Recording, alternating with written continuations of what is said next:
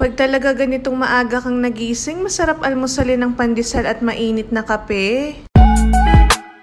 Hello everyone! Today is Friday at nandito nga kami ngayon sa Maligaya. Halos nakisabay nga sa pagising itong si Aya kay Tita Kim niya napapasok ng school. Kaya naman sabi ko kay Kim ay isama na nga lang.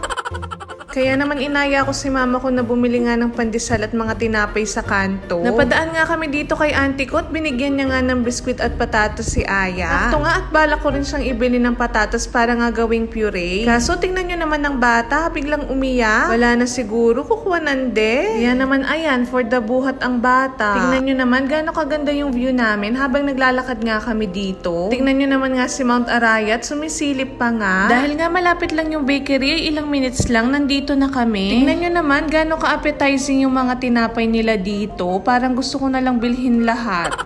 Nakita ko nga rin na meron silang crinkles ngayon, kaya naman target lock na siya. Medyo natagalan nga kami sa pagpili dyan kasi sabi ko talaga sa inyo, napakasarap talaga ng itsura lahat nila. Long ending, bumili nga kami ng crinkles dyan. Tingnan nga rin yung pahabang donut, macaroon, at saka pandesal, syempre. Gustuhan ko pala yung crinkles nila dito, paano napaka-chewy. Yung hindi siya dry kapag kakainin. Yan naman sulit na yung 6 pesos mo per piece dito. Ito namang pahabang donut nila ay hindi ko pa natitikman, pero dahil bet nga ni mama ko, kaya naman kumuha na rin ako. Tingnan ko na rin pala itong macarons nila at masarap rin siya, kaya naman kumuha na rin ako. Nandito na nga rin pala yung pandesal namin, kaya ready to pay na ang person. Hindi na nga ako makapaghintay dito, kaya naman habang naglalakad kami pa uwi, ay kinain ko na nga yung macarons. Tingnan nyo naman tong palibot na bata na to, tuwang-tuwa nga habang naglalakad kami. Paano pag nasa bahay kasi kami, hindi naman kami madalas lumalabas na ganyan. Anyway, gagawa nga raw ng egg mayo na palaman si mama ko. Kaya naman bumili na rin ako ng itlog dito. Pagdating nga namin ay agad nang nilaga ni mama ko itong mga itlog at patatas ni Aya. Sabi ko nga sa kanya ay tawagin niya ako kapag gagawin niya na para nga ma-video ko. Pero dahil nga daw naligo ako ay hindi niya na ako nahintay. Kaya naman pagkakita ko dito ay binubudburan na nga niya ng durog na paminta. Liban sa mayo at itlog nga, syempre nilagyan niya nga raw ito ng mga pampalasa. Nilagyan niya ng asin, betchin, tsaka nga itong durog na paminta. Tapos minekos-mekos na ni Insan. Ay ni mama ko pala.